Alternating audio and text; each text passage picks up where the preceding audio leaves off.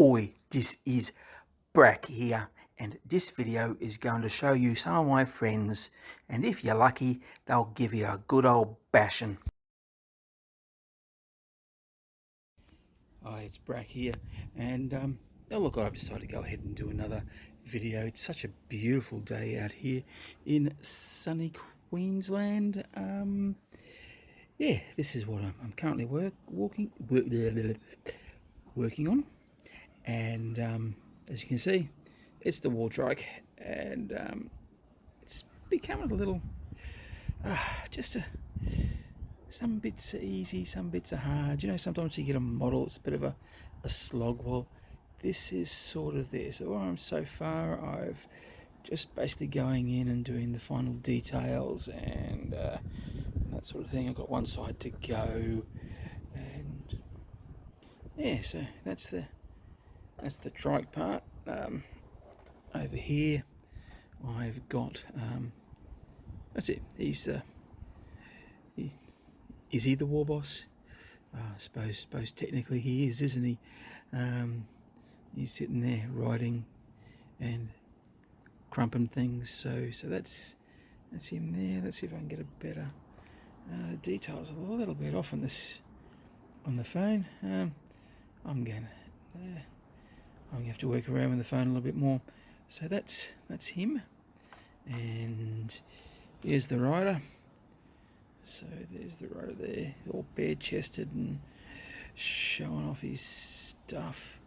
And you may have noticed a little bit of a common theme with the skull and the flames. I do like this. I'm liking the idea of changing. I might do a small little mini group and call themselves the Deaf Flames or the White Flames or something like that. It could be something, I don't know. I actually call myself the clan's name is the Deaf Eaters. I've had that for a long time. Bit of story about that, but I won't go into that. I'm planning on doing stories a little later. So yeah, we got the common theme of the blue and the white there, trying to keep the whole army together. So I'll just show you what I've done.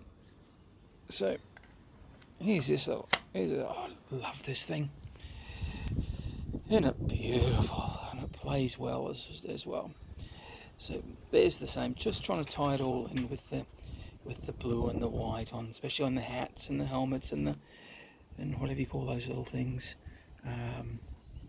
So yeah, I'd like to put a little bit of red in there. So you may have noticed over here I've got the red, like anything that's sort of a mesh will have a little bit of red in it. Ties in the army overall. I've got them on the death dreads, which I'll probably show.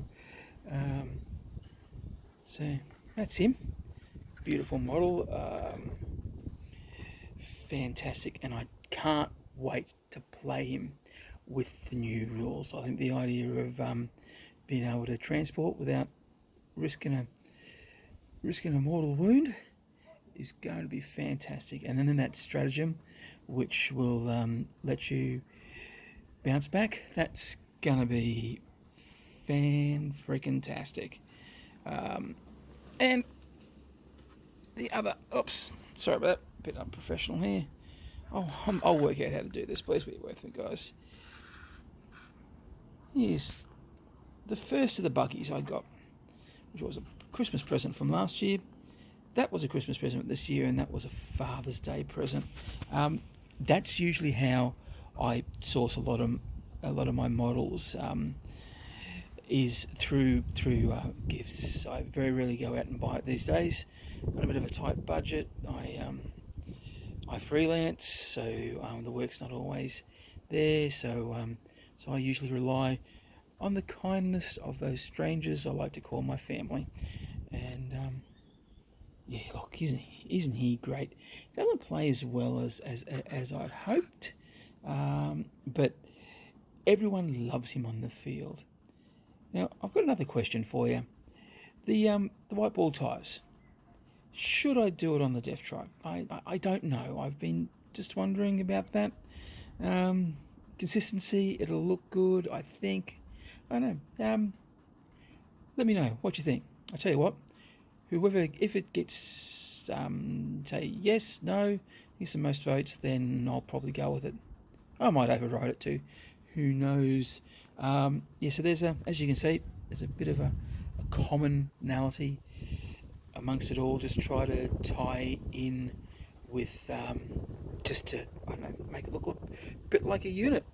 Okay, so some of the other thing I've been working on, I had a whole lot of knobs from a Secret Santa.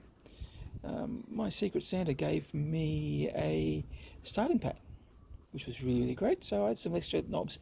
Now, I decided to try and kit out some of the knobs with some of the other combinations that they have, because if I've been in this game for a little while now, 10 years, and if experience has taught me anything, there could be a rule change and you never know what combination. So so yeah, I think he was the knob from that comes with the boys kit, and I put a freebooter's hat on him and gave him 2 guns, and I, yeah, like he said, I'll be very surprised if he sees the field, but I just love him.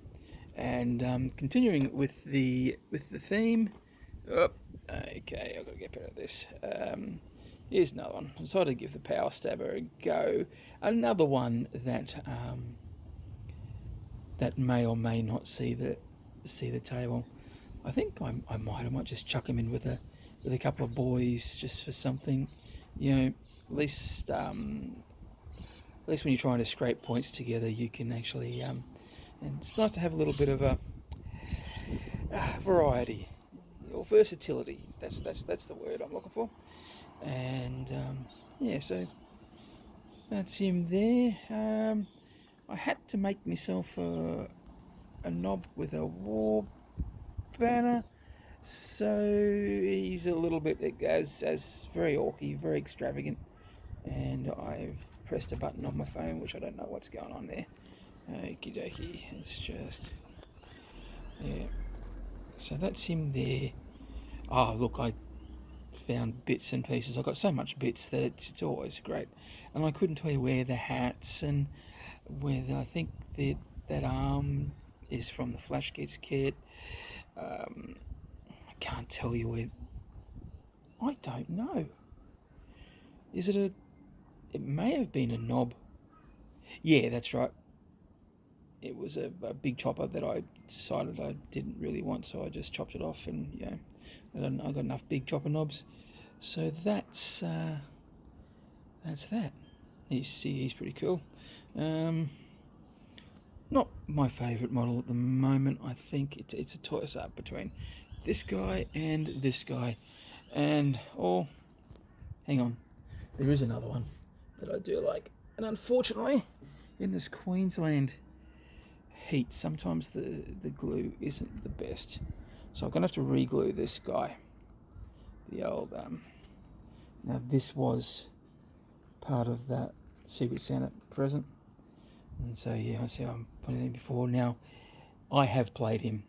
I've done really well. I usually pair him with my Morganaut, and we tend to have some fun. He sort of benefits from the custom force field, put them together, and he goes through.